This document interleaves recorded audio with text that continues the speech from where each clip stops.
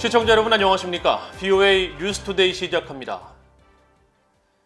UN 인권 전문가 4명이 한국 정부의 대북전단 금지법이 표현의 자유를 침해할 수 있다며 우려하는 혐의 서한을 보낸 가운데 UN 북한 인권 특별 보고관이 이 법의 재검토가 필요하다고 거듭 밝혔습니다.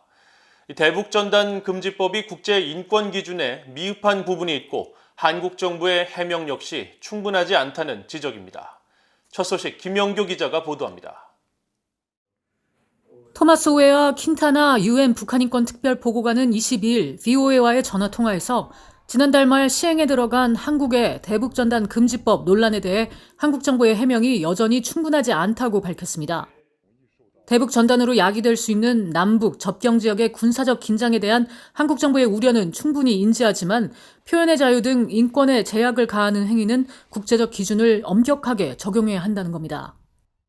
Explanations and justifications. This legislation was not enough from my point of view in regards to compliance with international standards. 퀸타나 보고관은 특히 대북전단 금지법의 용어들이 국제 기준에 미흡한 사례들이 있다며 자신과 유엔의 인권 전문가들이 한국 정부에 관련 혐의 서한을 보낸 것도 이런 이유 때문이라고 설명했습니다. 유엔 인권 최고 대표 사무소는 이날 웹사이트를 통해 퀸타나 보고관 등 유엔 인권 전문가 4명이 공동으로 지난 19일 한국 정부에 혐의 서한을 보냈다며 내용을 공개했습니다. 이들은 서한에서 한국의 대북전단 금지법이 한국 내 표현의 자유와 시민사회단체, 인권운동가들의 합법적인 활동에 부정적 영향을 미칠 수 있다며 강한 우려를 나타냈습니다. 또 대북전단 금지법이 범죄로 규정하는 활동의 범위를 명확히 설명하고 국제인권법을 어떻게 준수하는지 한국 정부가 추가 정보를 유엔에 제공할 것을 요청했습니다.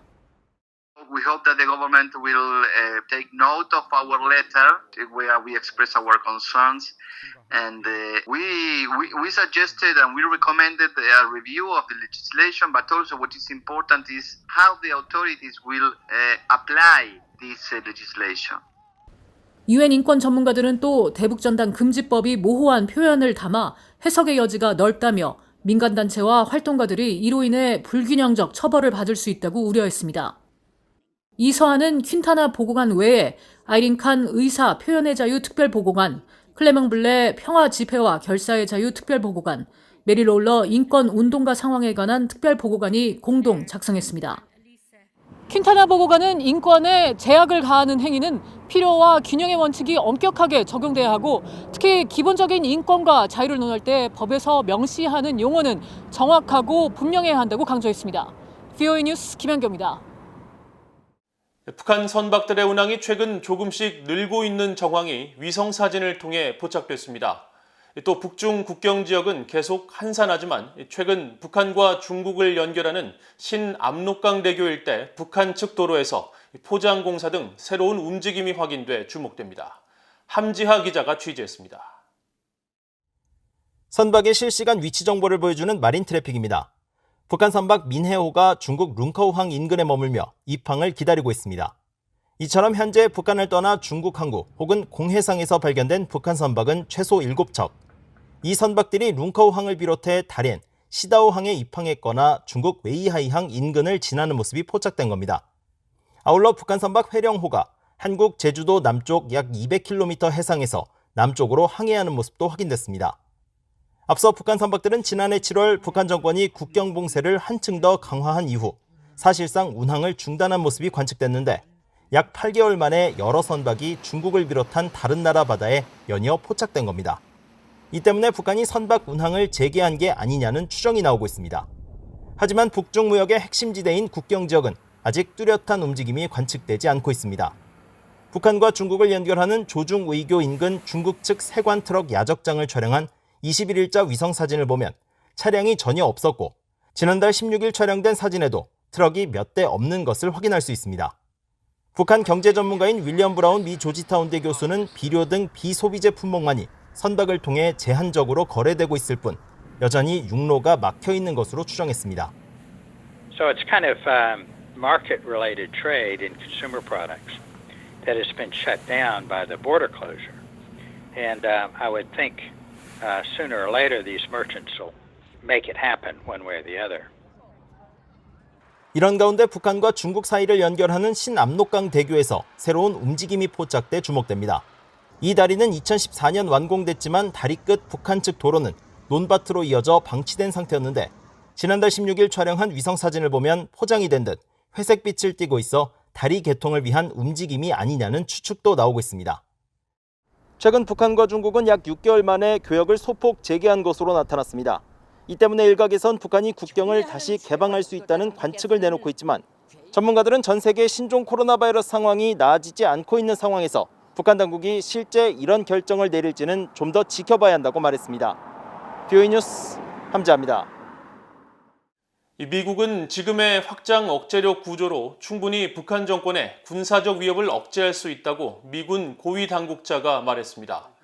제임스 도킨스 미국 공군 전략 억제 핵통합 담당 부참모장은 20일 미국 공군협회 소속 미첼 인스티튜트가 주최한 화상대담에서 이같이 밝히며 미군의 억지력에 자신감을 나타냈습니다.